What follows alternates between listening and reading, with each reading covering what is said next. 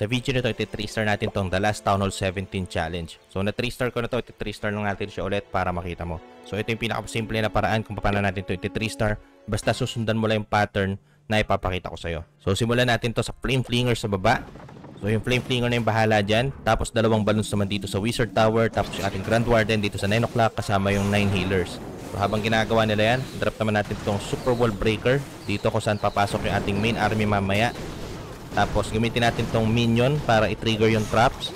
Tapos tatlong super balloons para i-trigger naman yung poison tower. Kaya makikita mo na trigger na yung poison tower. So gamitin natin yung ating super balloons dito naman sa archer tower sa bandang kanan.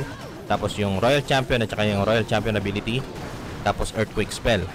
So makikita mo mamaya yung kanyang monolith kailangan natin i-take. Tapos yung ating recall spell gagamitin natin siya kapag sa huling drop na ng rocket spear. So recall na natin. Okay, nakuha na natin yung kanyang monolith. Pagkatapos drop naman natin yung fireball dito sa crafted defense. So kailangan natin invis-spell yan. Tapos fireball. Tapos dalawang earthquake spell. Okay, enough na yun para matake yung kanyang clan castle troops. So pagkatapos drop natin yung Valkyrie dito sa taas. Tapos yung ating king, yung queen. Okay, yung royal champion lagay na rin natin. Tapos yung ating golem, ice golem. Tapos super wall breaker para pumasok sila dito sa core. Freeze natin yan. Okay.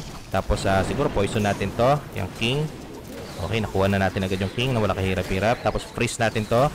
Tapos dalawang super balloons para dito sa kanyang air defense para hindi mamatay yung ating mga angel. Tapos siguro invis-spell natin yan. Tapos pwede na natin gamitin yung ating mga hero ability. Okay. Makikita mo tinetake ni king. Freeze naman natin tong inferno tower. So pwede natin i-poison mamaya ng bagya. Ito, okay. Poison na natin tong queen. Distract natin para yung kanyang poison tower, 'di ba? Ma-trigger papunta dun sa labas. Gamit yung ating mga balloons. And makikita mo ayan yung mga ating mga remaining army. Yan yung gagamitin natin pang clean up. So ayan, makikita mo wala kang problema yung baba na linis ng flame flinger na walang kahirap-hirap. Hindi natin siya inisip, hindi natin siya problema, 'di ba? Makikita mo ayan buhay pa yung ating king, yung ating queen, di ba? Patay na pala yung ating king. Okay, naka-phoenix na lang siya. So, may kita mabuhay ang ating queen, yung ating grand warden. So, minsan nabubuhay pa yung ating royal champion at yung ating king. Depende lang talaga sa timing. Pero may kita mo, ginawa lang natin yung ating role dito. Meron na tayong pattern na sinundan. And ayan, may kita mo, laki pa ng ating time left. Di ba? Laki pa ng ating natirang oras. Na 3-star natin tong base na to.